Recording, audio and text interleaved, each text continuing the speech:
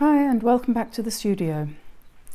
I've decided to paint a snowdrop today because I'd like to think that the spring was coming, but it isn't. Anyhow, so the first step is to sketch a snowdrop. I've looked up the flower on the internet on my iPad and found some pictures, and I wanted to check how many petals they have because this is something you take for granted. They have 6 petals, 3 large ones on the outside and then 3 smaller ones on the inside. So anyway, I'm going to do a quick sketch and then I will do a watercolor, quick watercolor. The sketch is mostly so I can familiarize myself with the shape of the plant.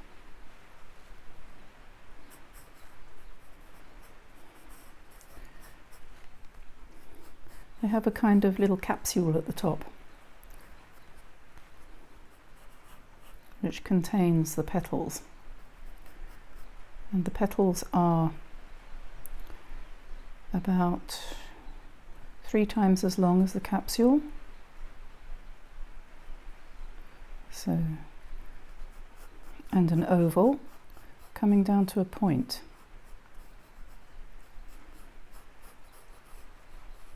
Something like that, and then one here, and this is folded over, so this is the inside area, slightly folded, and then the other one comes down here, again slightly folded, and this is the inside part, and there are veins going excuse me, lengthwise like that. Then at the top of the little enclosure that holds all the petals together, I suppose, the stem goes up and then over like this.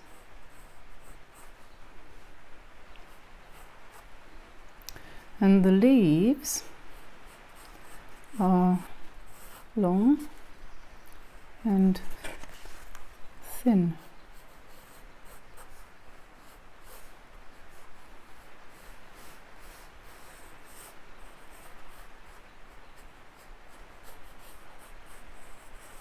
Also with veins going lengthwise.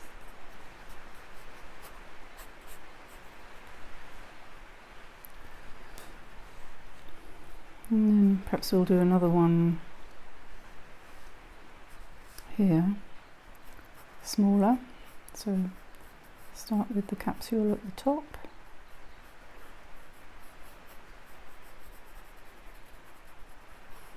And then this one has one petal coming down like this.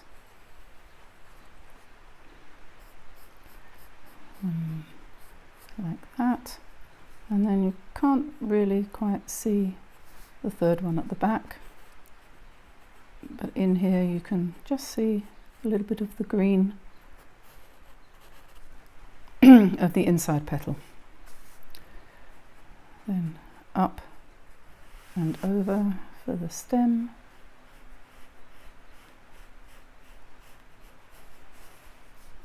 and the leaf.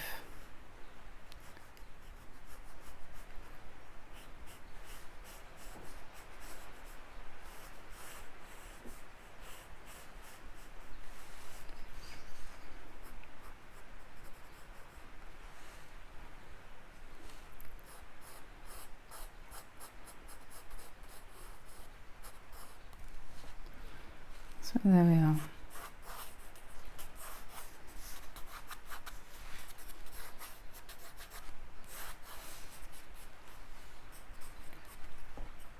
So based on what I've discovered here about the way a snowdrop is constructed, I will now go to my watercolor paper and do a drawing.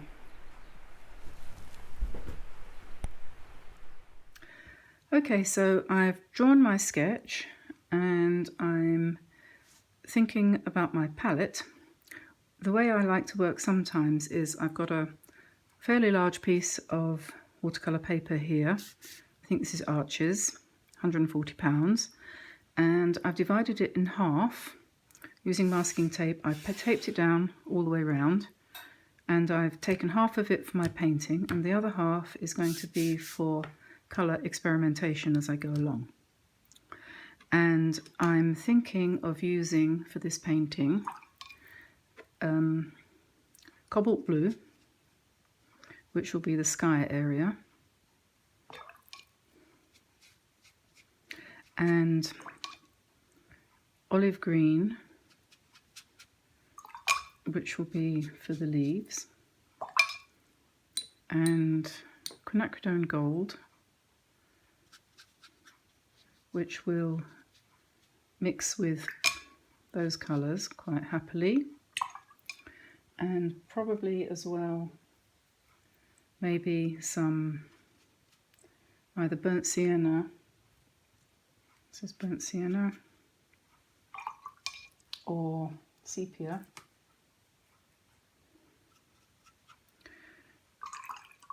to give me the darks, probably both of those.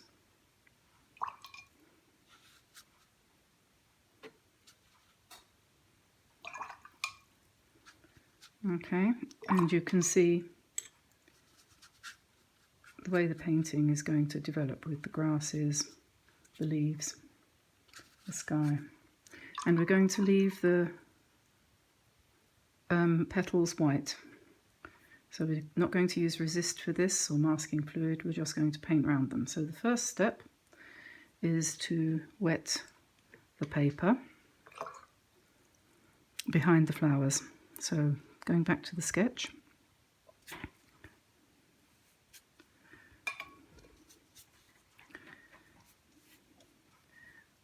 don't need to worry about any part of the flowers except the petals.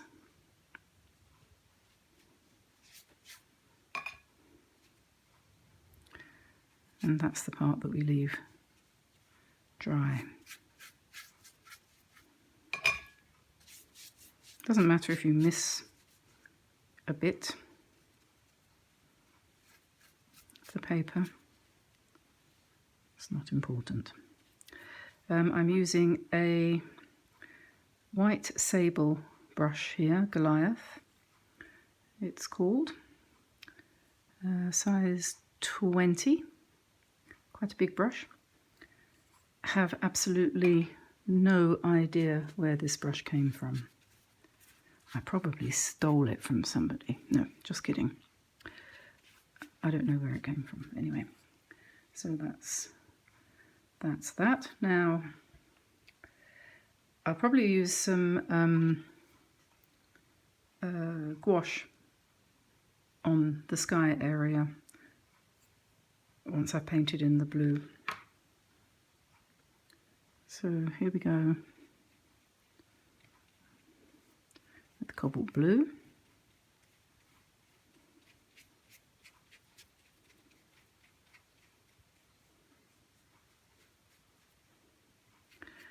And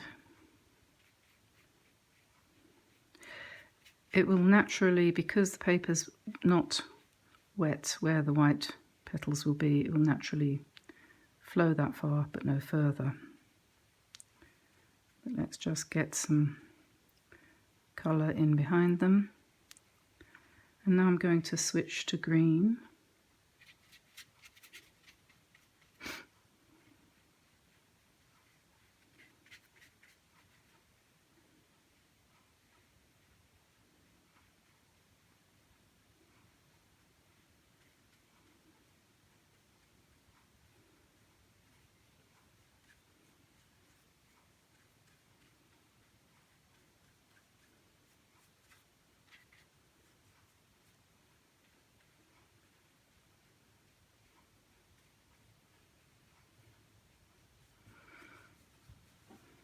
Trying to keep the strokes fairly loose.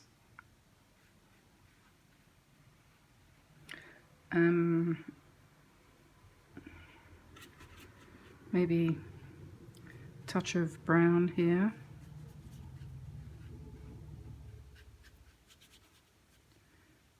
And perhaps some Quinacridone Gold here.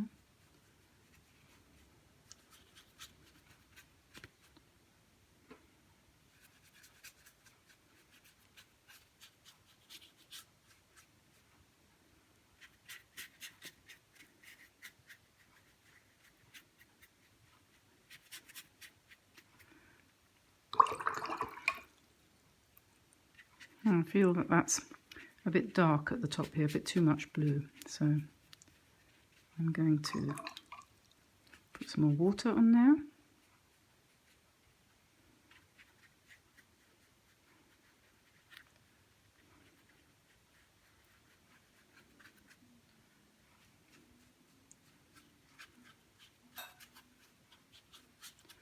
And then we will let it dry.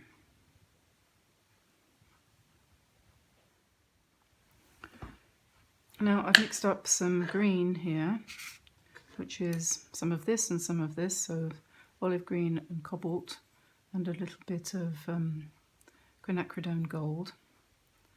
And I'm going to just go behind the petals to give them some shape. And to mention here, one of the best teachers I ever had said to me once, well, not just me, but said to us, never paint the same colour twice. And that was pretty good advice. So the way that works is that you have a mixture, a puddle of a colour like that, and then when you dip into it, you also dip into something else. If you see what I mean. So that's my base colour, and I'm painting with the base colour plus a little bit of something else. And that way you get extremely varied colours on your paper. Now, I'm not saying this is exactly easy or the way everybody wants to paint, but it is surprisingly interesting and effective.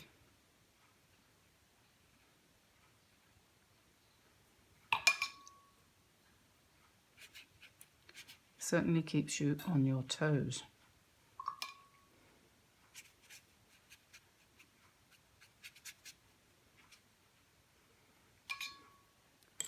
As you get towards the top, you're going to be adding more blue.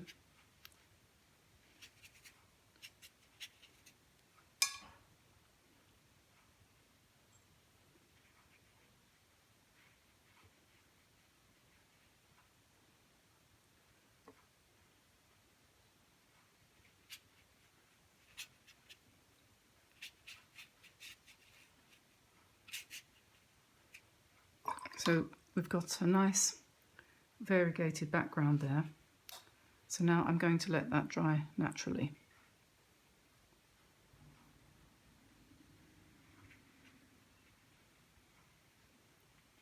Without a hairdryer.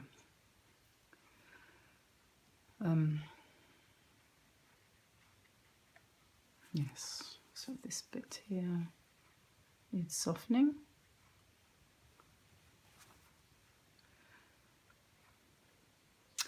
And while I'm waiting for it to dry, I can actually do a little bit of the shadows on the white petals. So we need a very, very pale lilac colour. And I'm just going to indicate where they overlap.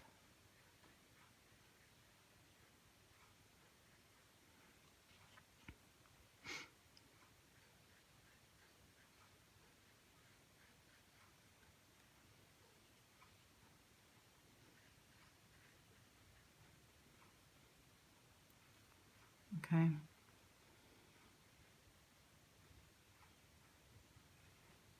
Okay, so I'm going to let that dry, and then once it's dry I'm going to come back in and draw in with my paintbrush the stems and the leaves, and then I might put in a little bit of white gouache if necessary to refine the shapes of the snowdrops.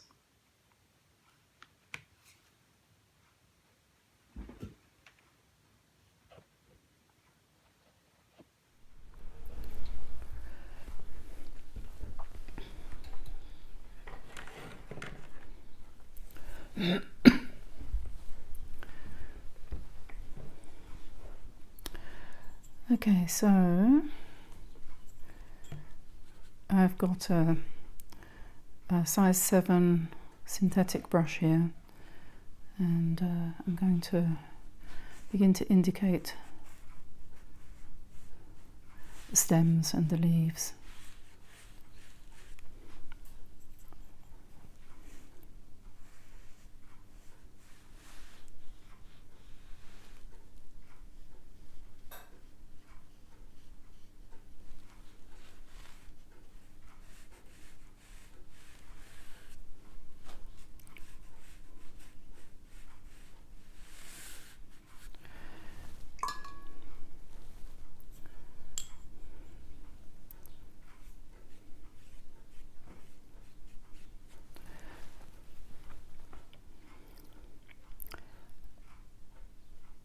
The way I work, I always need to make decisions as I go along. I'm sure you would be the same, about what kind of painting it's going to be. And I think this is probably going to be smaller than the whole piece, so I'm thinking of focusing in on the 3 flowers. So although I'll obviously paint the leaves and the stems of grass that are around, the interest is going to be here. I like the way the sky has turned out. I did a bit of dabbing out with some tissue there, and I think that I probably don't want to interfere too much with that. And I'm just trying to decide now how to go about strengthening the colours behind the flowers. So I might wet the paper again so that I can drop in some darker colours.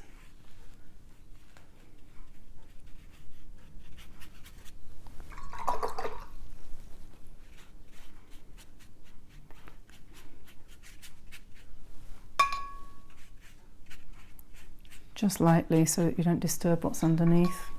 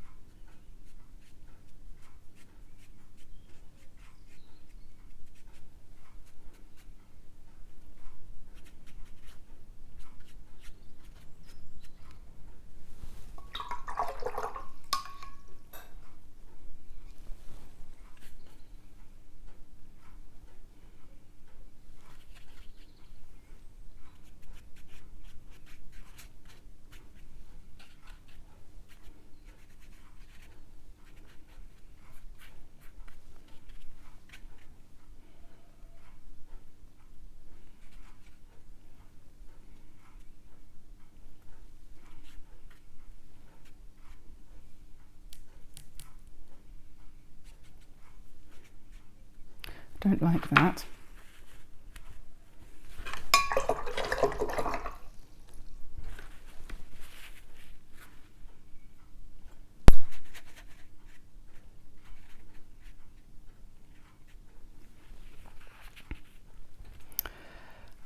it seems to want a little bit of mauve here.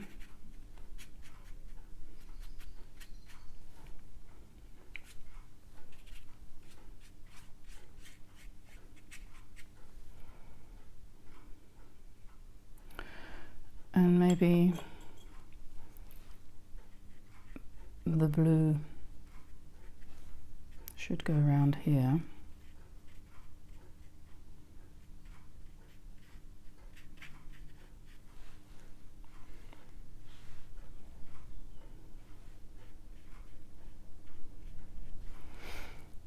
I really like the way that's gone. Another thing someone once said to me was, don't fall in love with part of your painting. So if it needs to be changed at some point, change it. Don't leave it there just because you like it. It's got to be a useful part of the painting. It's got to make sense.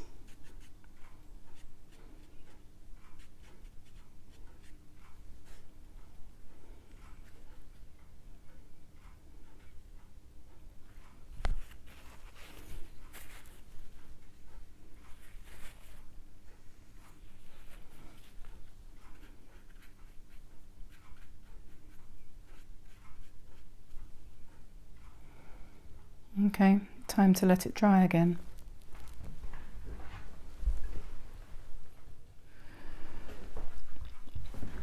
If you want to add another flower, you can do something called lifting out. And I'm lifting one out here, where the paint's still wet. You can use a clean, thirsty brush. It's called a thirsty brush. It means it's been rinsed out, dried with the tissue, and then you can use it to lift out colour, as long as it's a non-staining paint. It says that on the tube. On the tube of paint it will tell you whether or not it's staining. And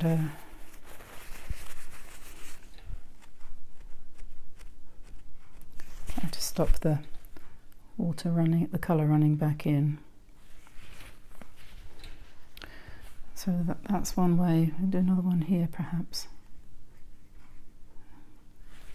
as if it's in the distance.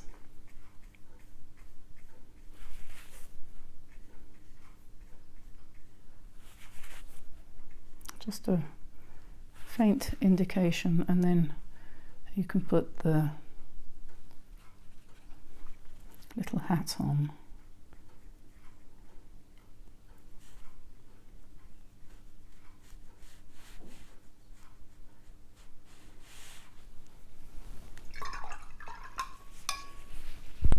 And just let that blend in,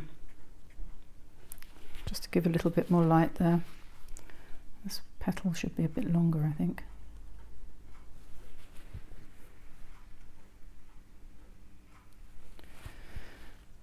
There we are. Okay. And it's still not dry there, so let's just get the hairdryer out.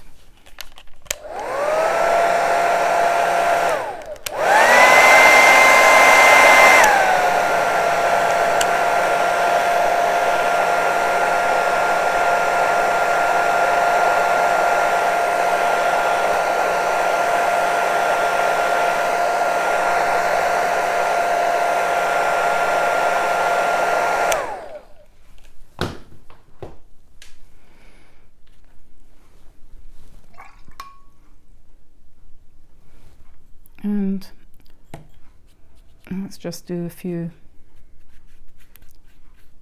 random strokes.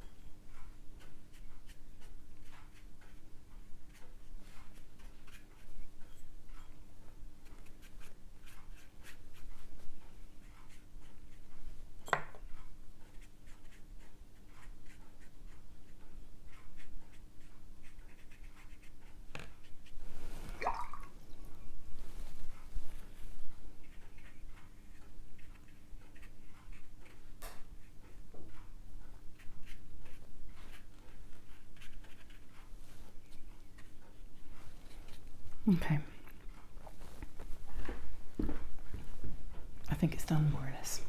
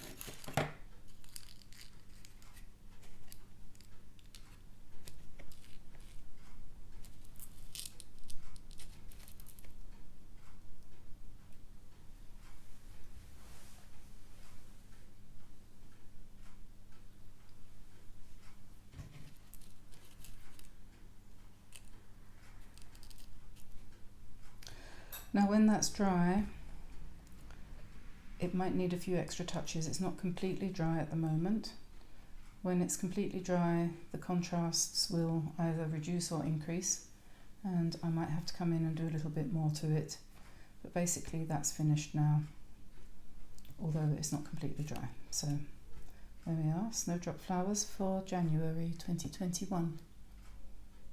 First sign of spring when you see some of those. Thanks for joining me today, and I hope to see you back here again soon. Oh, and by the way, we reached 1,000 subscribers yesterday. Wonderful. Bye everyone.